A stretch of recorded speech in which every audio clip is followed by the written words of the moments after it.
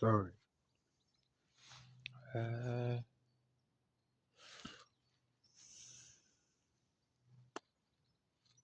it's the next. Well, I suppose you'll know it's the next day from when I posted. I forgot. Well, I didn't. I did think of listening to Radio 101X, but I kept forgetting, and I suppose I could, and then forgetting.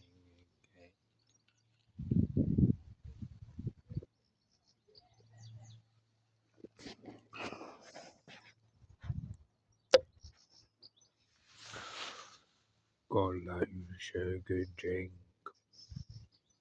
typhoid in the hospital, came back.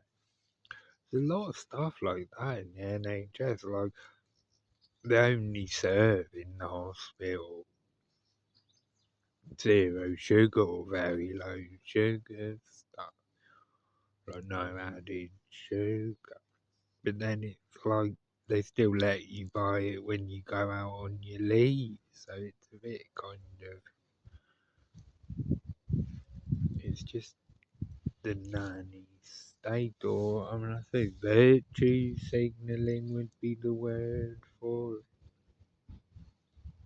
Like the way you can't smoke in there, but you can smoke when you're on your unescorted leave, and if they really want to, if they're really, passionate about stopping everyone smoking, then ban everyone from smoking even on their unescorted leave. And then if they're not, then just have smoke breaks and everything, or like the people can just smoke in the garden whenever they want. I mean, there's nothing that calms you down like a good fag.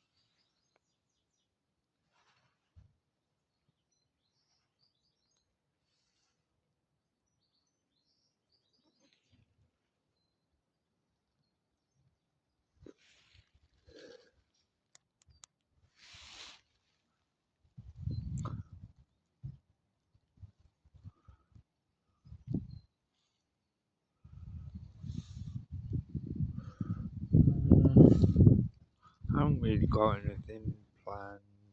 I didn't have any dreams last night 'cause I tried to stay up all night 'cause I was meant to have the people coming from the placement today. But then the lady is ill, so she couldn't come. But if she sees this, I mean, it might not be a tip shit there, but the lad I spoke to said, "Oh, I said what it was called, and he said, is it in such and such a place?" And I said, yes, and he went, "Oh, it's a deep shit." But then he said, well, it might have changed by now. I think a few years ago he was there.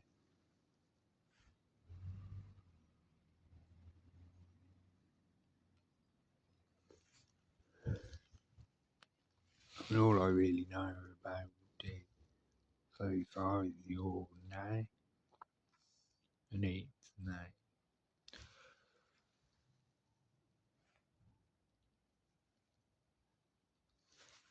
All these hoverflies, I don't know why they like to all live round here so much.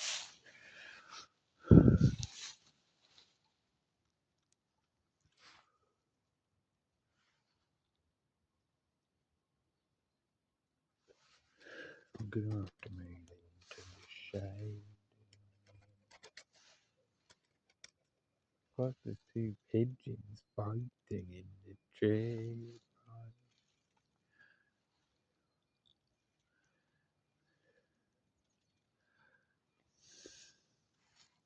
God, I'm gonna need somewhere there to see. Makes the sun go.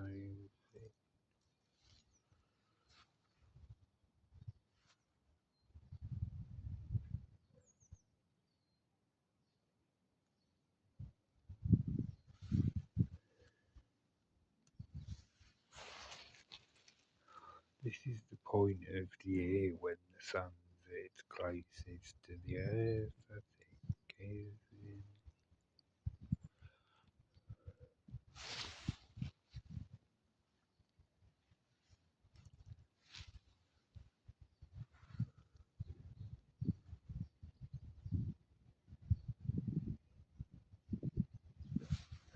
or not closest to the earth, highest up in the sky.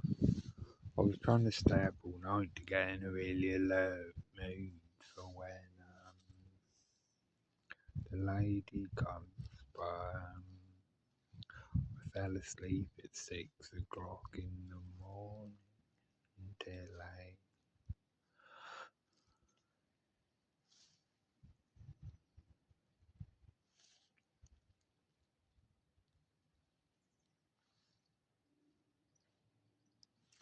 I have noticed myself getting less many since I absconded. That's definitely a pattern I noticed.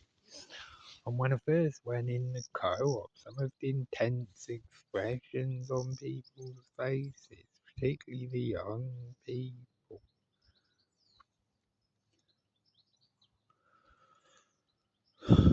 But that subsided a bit now. But I've noticed myself feeling less misunderstood.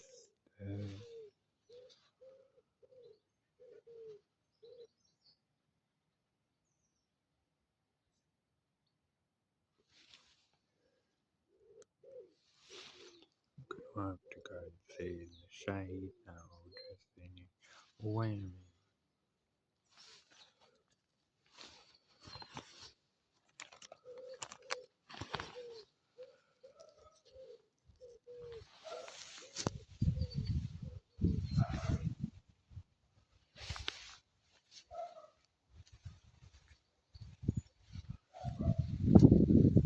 the sun's gone in, right,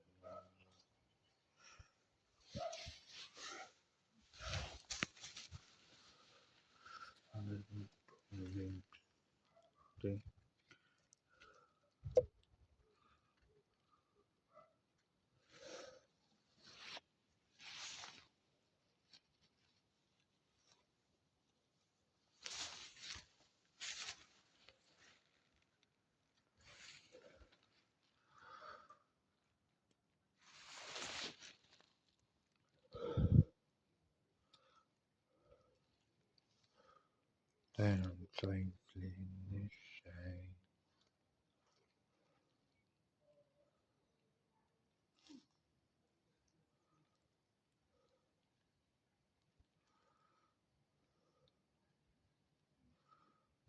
Don't know why my brown's gone like that. It's like a furrowed brown.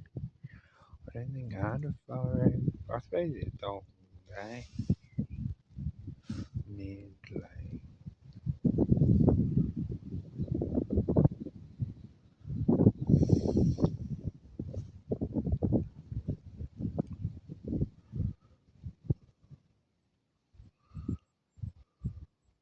What could I talk about?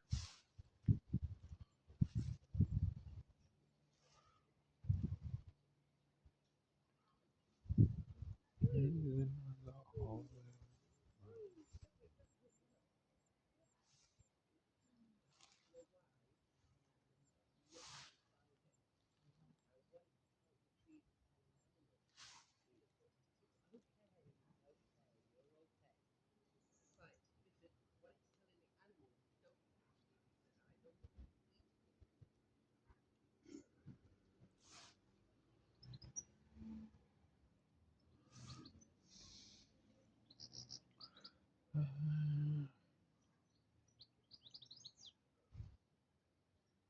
Go Bugs crawling all over me now.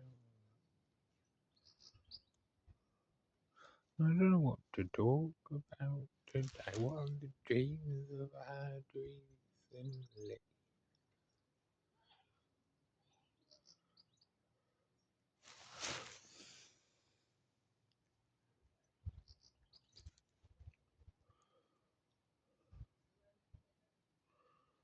Keep having dreams about my brother.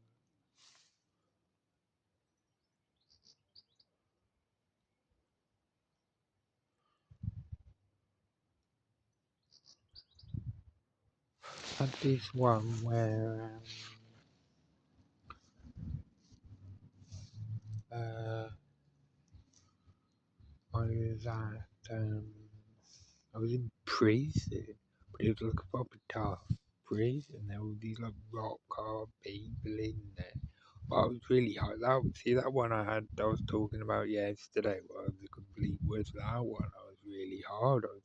They all kept attacking me and that, and I was doing all this ninja fighting and everything, like tipping them off their feet, and then had this one guy was like raising him around by his legs and like bashing his head on things. And that's the other side of my fighting in Madrid. Sometimes I go over the top. I mean, that'd probably keep someone in. I mean, I wouldn't be able to pick someone that big up by their legs and swing them round in real life.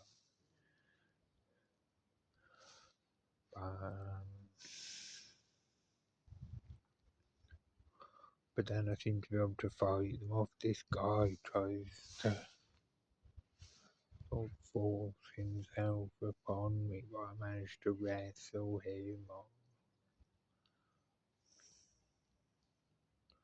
And then in the end, me and my brother presenting the prison radio,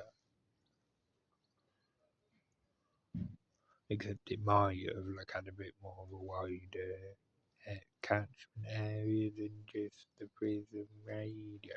Radio is a bit kind of unclear.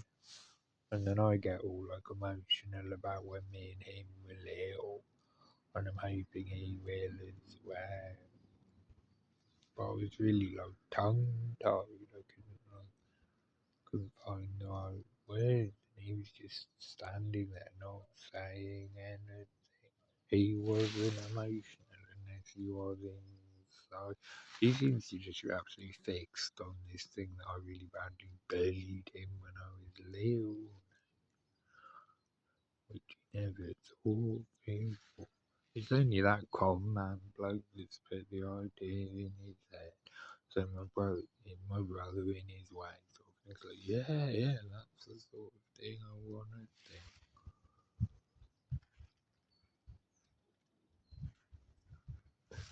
I mean, he just kind of, instead of thinking properly, he just thinks of whatever he wants to think and goes with that, you know.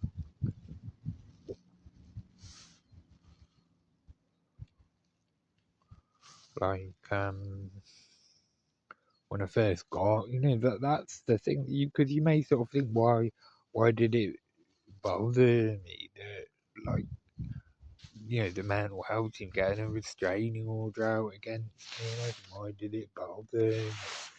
Well, it's like I was with the mental health team for really severely mentally ill people before I didn't get on with them. But when I first got with that mental health team,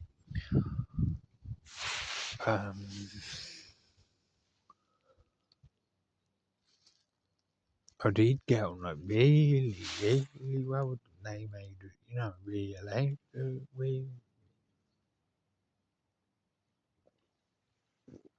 My brother was sort of talking about the new mental health thing. He sort of said, are they more kind of normal? I was like, yeah, and like. But then once I fell out with that mental health team, I was sort of, I was sort of talking about the first mental health team, and he actually went, no, I thought so and so was really normal. what the exact word he'd used to sort of take the piss out of them before. I mean, he just chooses what he wants to think and thinks that. He doesn't have any ability to kind of question anything.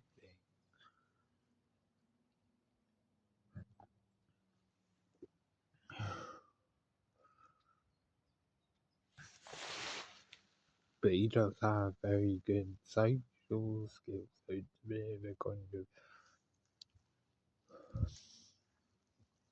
But he's very, very trusting of people. When I'm too much other way, I never really trust anyone. I haven't since secondary school.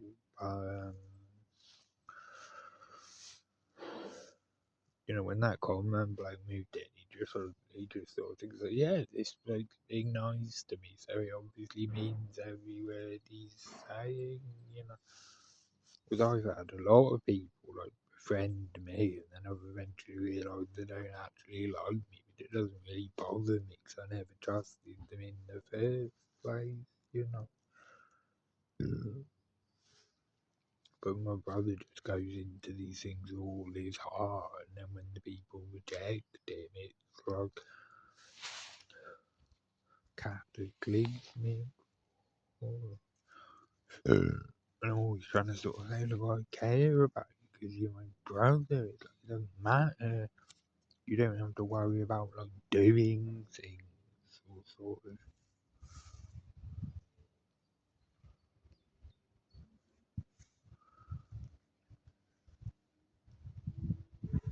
You don't have to worry about kind of doing things or sort of trying to impress me or my brother and I love you just and that.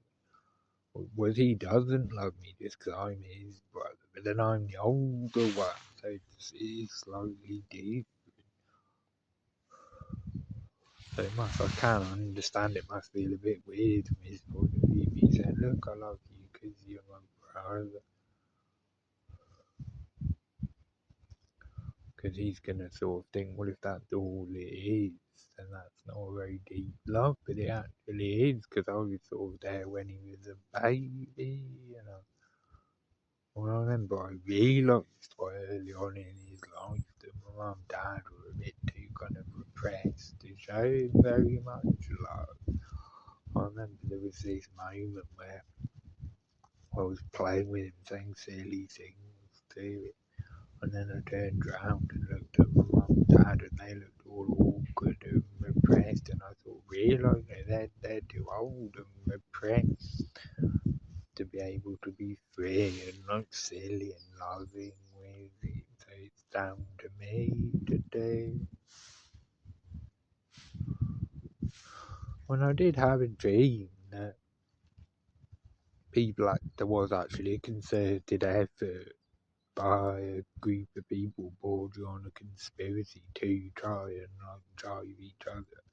drive us apart when we were little.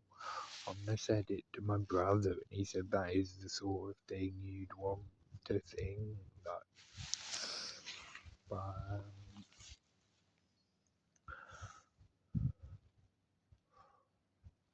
because we'd like, I remember, well, I can't remember anything I said back then, but I do remember, like, for quite a while when I was little, like, I'd be on my top bunk talking in a really sort of extroverted way, and then my brother would be on his bomb, like, whispering everything I said to himself afterwards. He thought it was so cool. I got this memory of, like,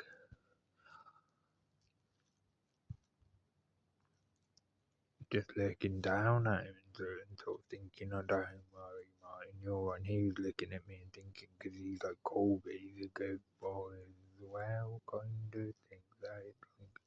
But then as he got older, he started. I remember he had this Matchbox car called Car Spend, and I was like, "Whoa, car!" I thought it was so amazing, so like creative that he called it Car Spend. As I was telling him, he should call it if you pretend it's still like he's been making like dance music on synthesizers and stuff for like 20 years, but he still hasn't put any of it online. I always say tell him he should call himself Carpenter. Just all one word, car with a capital C, Spencer's with a small S, all one word.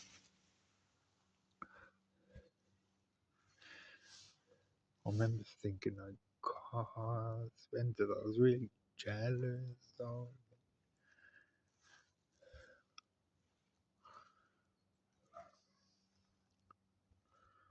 I can't remember. When I think it went in phases, because it's like, then like I said,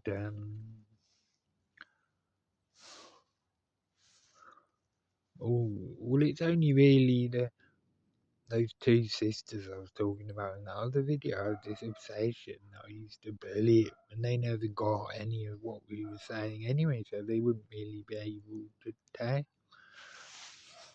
Like I thought, you know, I mean that's one thing. That's what I see. What I mean about like forgetting crucial things when I make these videos. I remember I was talking to my cousin, the one I got on really well with when I was little, when I was same as like a big sister to me, and she was saying like, "Oh yeah, I used to really badly bully my brother and her brother," and I said, and I knew I was going into like a 12-step rehab, so I said, so I was sort of thinking, gotta be honest with myself. So I said, what did I do? And she couldn't actually like think of anything I'd done. She couldn't actually think of a single example of me bullying.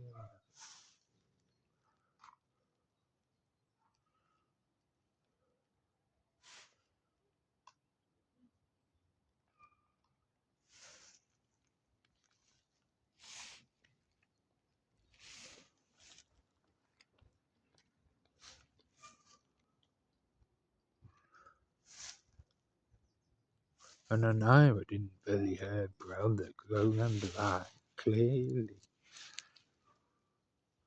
We just like play sort of French cricket and football together. We'd have a great time.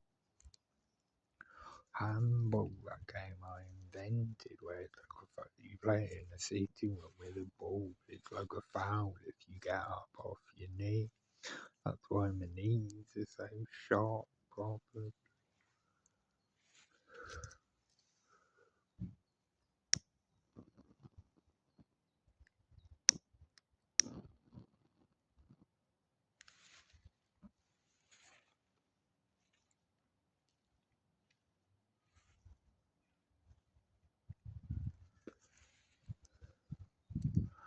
And at the time, I just sort of thought that those two aunties didn't really get what we had between each other.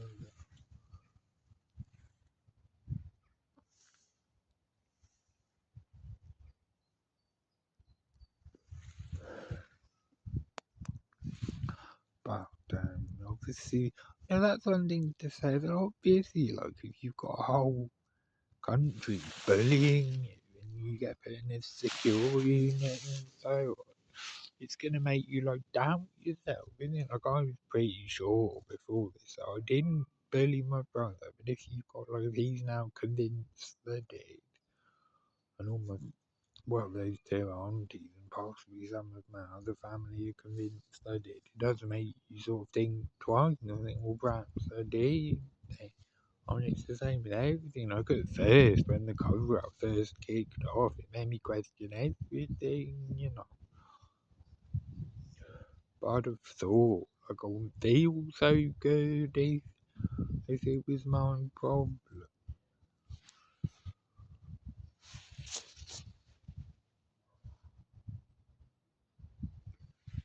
You'd think if it was my problem, it'd hurt me. Obviously, it did hurt me at first before I got on the antidepressant.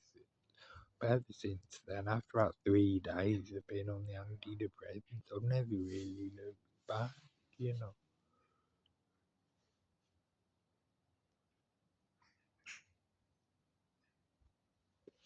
I remember when I first started on, it was like, I was a bit ropey for about 3 days. It was like this one particular time I was having a cigarette in the smoking garden. I was thinking perhaps I'm too effed up for antidepressants these days.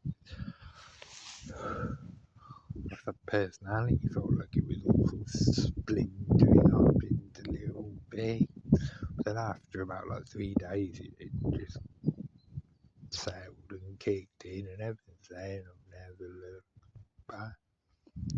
But that stuff was like, it made me feel good, but it didn't really make me any better at expressing myself. So I just do lots of boring on about how good I felt rather than actually sort of talking about anything very much. Whereas the ones I've been on since then, I could actually like express myself.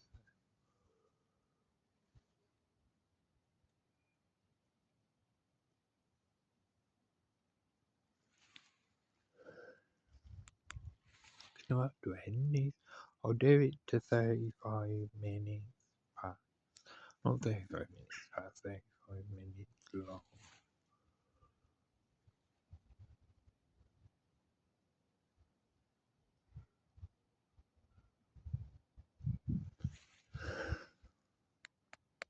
But yeah, no, it really made me down myself was,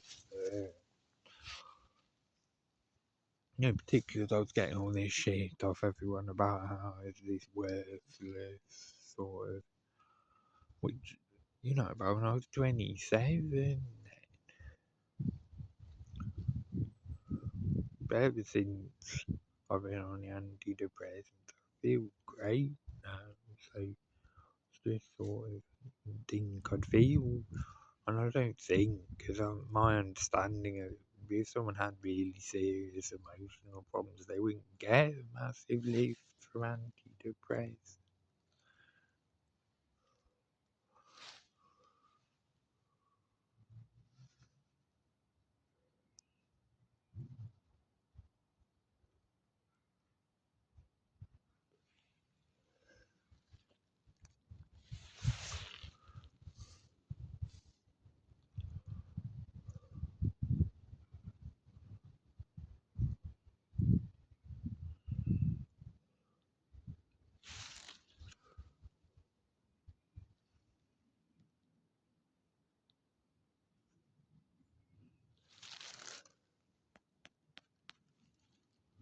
Been a bit more like subdued in this one.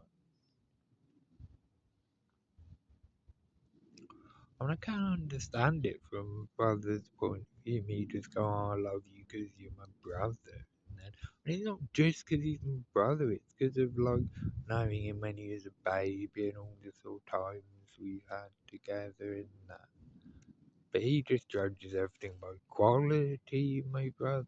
So it's like, but he's also really like short term. So it's like you don't say anything funny for like 20 minutes, and he'll sort of think, I suppose he's probably a wanker then, actually. And then he sort of say something funny, and he'll sort of think, like, oh no, I suppose he's sound, actually, really, isn't he? I mean, I suppose I sort of knew that all along, really. And then, it's just like, oh, don't. Was I just care about him anyway, because he's my brother?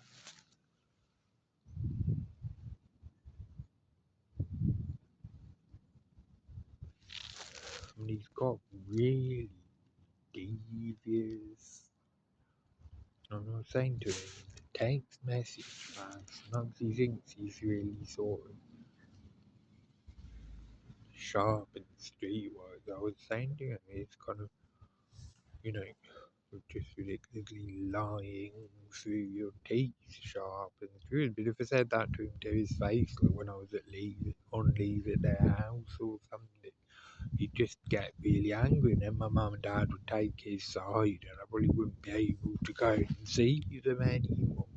So I have to sort of bite my tongue while I'm there, because it's almost like an unwritten rule in our family. Whenever my brother gets angry, we all have to just kind of back down. Even though it's absolutely crazy.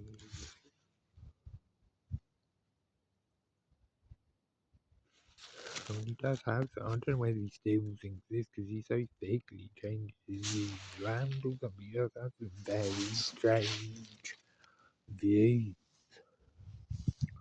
But then he's very good at like I remember sort of talking to him about free will, and he was getting really angry, saying there's no such thing as free will, and I was saying, I mean, there's all. I mean, you feel like you got free will, but you don't really. And I was sort of saying, if you feel like you do, you got, but he'll actually sort of he'll actually kind of use it as an excuse for why he kind of can't do the dishes. He sort of say, well, I mean, just do the dishes. And I was like, I can't, I can't do the dishes. I can't choose to do the dishes. People don't have free will. I mean, even my dad said, oh, no, it's crazy. And my dad never criticised. I mean, I don't know whether he still thinks that, but he'd actually sort of get quite angry about it in my flat. It's like if I'd have pushed it too far, he'd have started like smashing stuff up. But then he's developed these very good social skills from that com man. Like,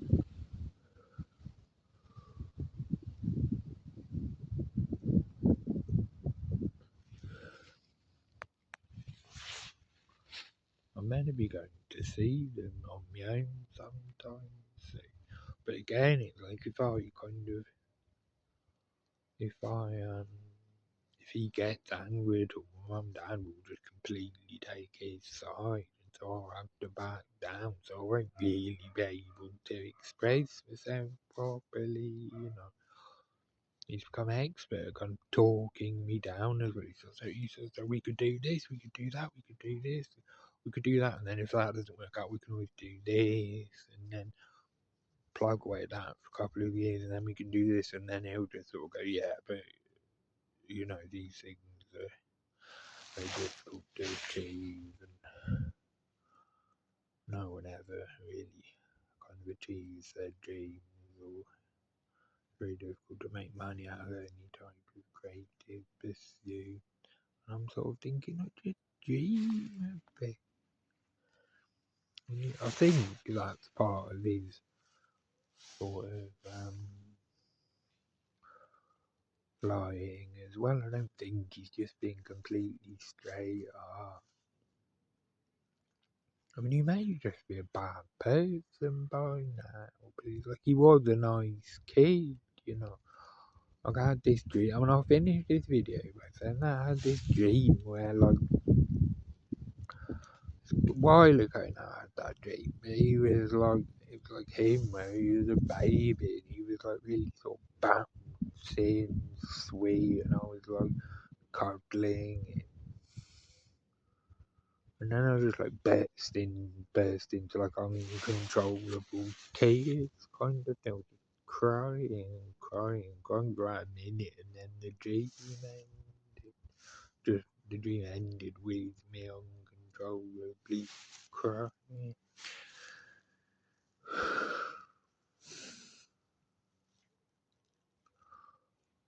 My counsellor at that rehab I went to in Wales said a Freudian would say that to you see. But then he said, I'm not a Freudian.